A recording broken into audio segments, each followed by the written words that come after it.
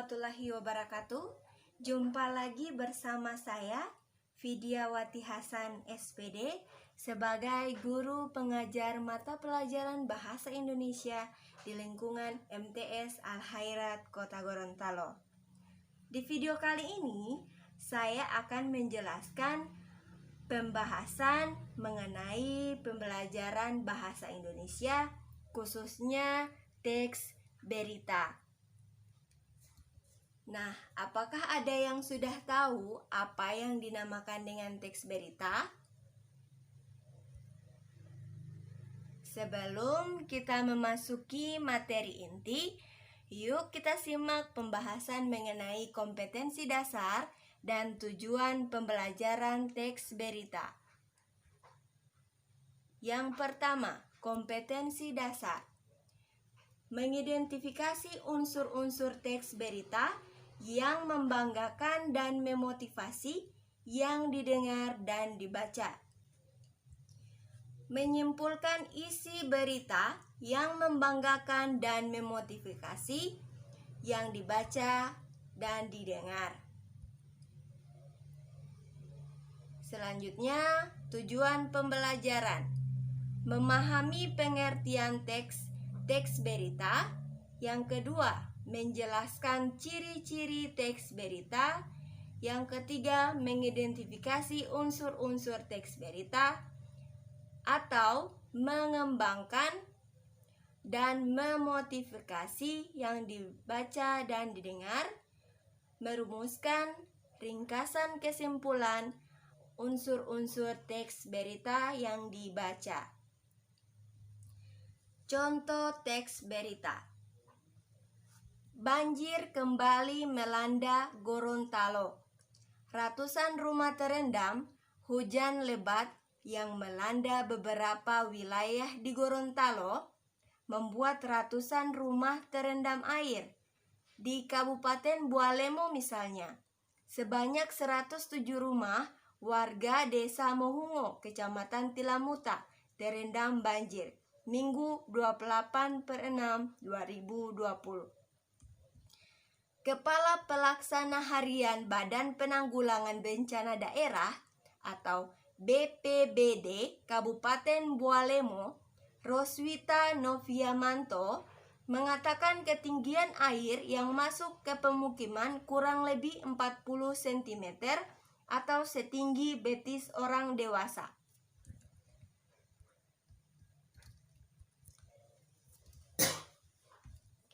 Dari penjelasan tersebut, kita bisa menyimpulkan bahwa pengertian teks berita adalah jenis teks yang melaporkan kejadian, peristiwa, atau informasi mengenai suatu atau yang sedang terjadi di khalayak umum atau masyarakat umum.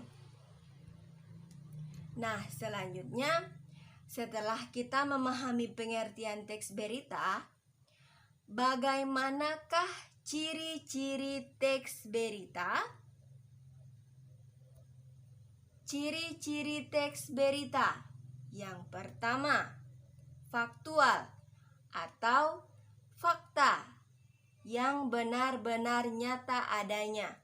Yang kedua, aktual atau berita yang baru-baru terjadi. Selanjutnya, 3, berita unik dan menarik. Keempat, terdapat waktu dan tempat kronologi kejadian. Kelima, menggunakan bahasa baku sederhana dan komunikatif. Nah, perbedaan berita dengan teks non-berita. Teks berita ia memuat teks yang berupa faktual dan aktual, dibuat oleh wartawan, susunannya berupa piramida terbalik, atau menjelaskan hal pokok di awal, menggunakan bahasa yang komunikatif, tidak mencantumkan opini atau pendapat si penulis. Non-berita, faktual, dibuat oleh ahli dalam bidangnya, induktif atau hal pokok yang dibahas di akhir, bahasanya sesuai jenis teks, mencantumkan opini pribadi. Nah, lalu bagaimana sih yang dinamakan unsur teks berita? Adik-adik, pernahkah kalian mendengar istilah 5W tambah 1H? Nah, apabila kalian belum pernah mendengarnya, yuk simak penjelasan berikut ini. 5W tambah 1H. W yang pertama adalah what atau apa. Menjelaskan peristiwa apa yang sedang terjadi.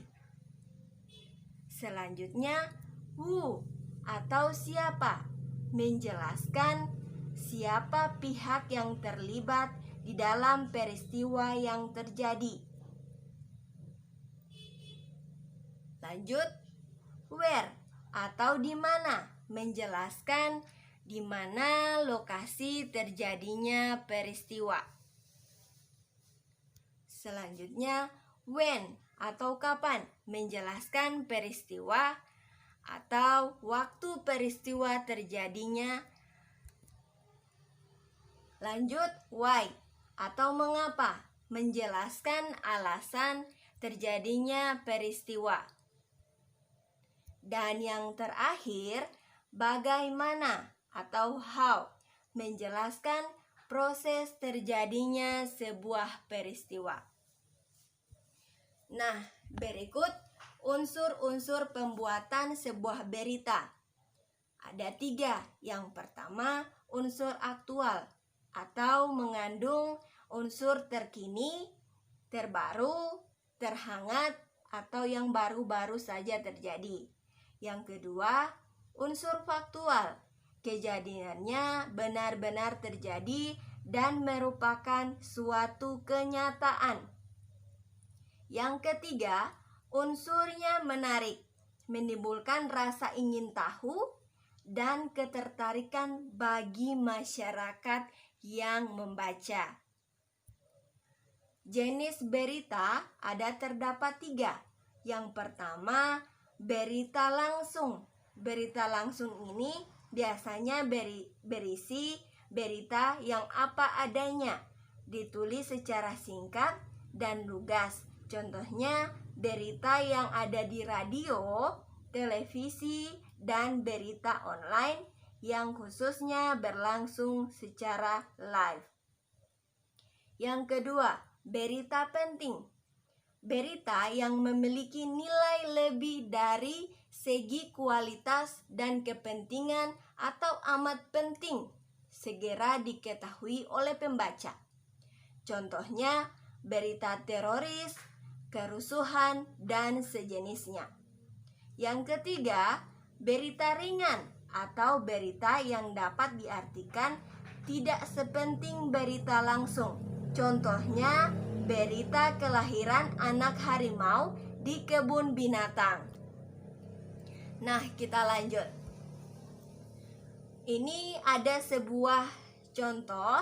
Adik-adik, mohon persiapkan alat tulisnya. Kalau perlu, kalian foto atau screenshot di layar HP kalian.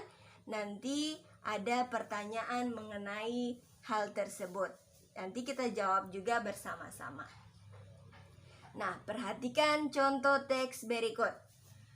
10 hari menjelang Lebaran, Sabtu 15/4/2020, Pelabuhan Penyeberangan Merak mulai dipadati truk.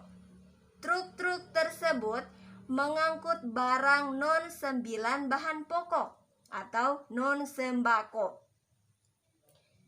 Tingginya arus dalam truk dalam 2 hari terakhir berkaitan dengan adanya larangan melintas bagi truk non-9 bahan pokok atau non-sembako.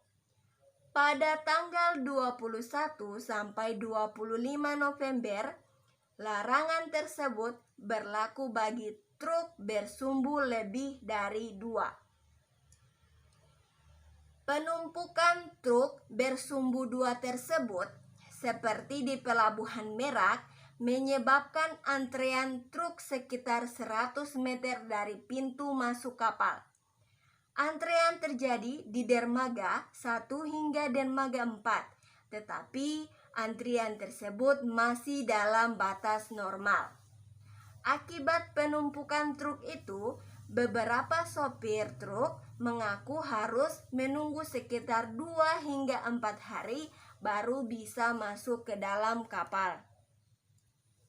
Berdasarkan contoh teks tersebut, ternyata teks tersebut memiliki unsur-unsur yang dapat kita lihat dalam teks tersebut.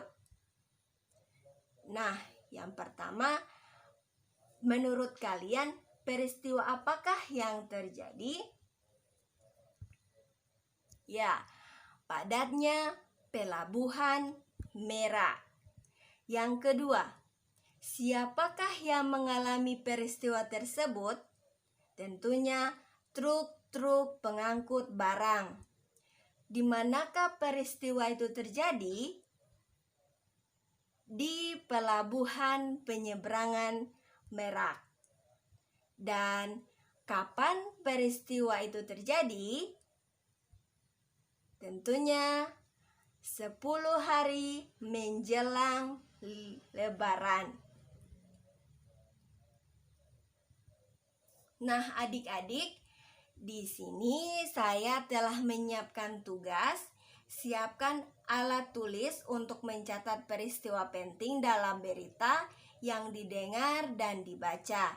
Yang kedua, saya harap catatlah hal-hal penting yang berpedoman pada unsur 5W tambah 1H.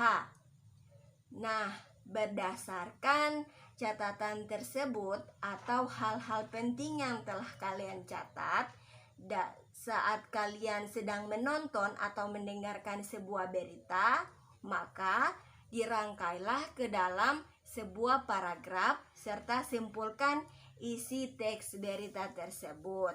Nah, tugas ini akan saya kumpulkan insya Allah pekan ke depan. Oke,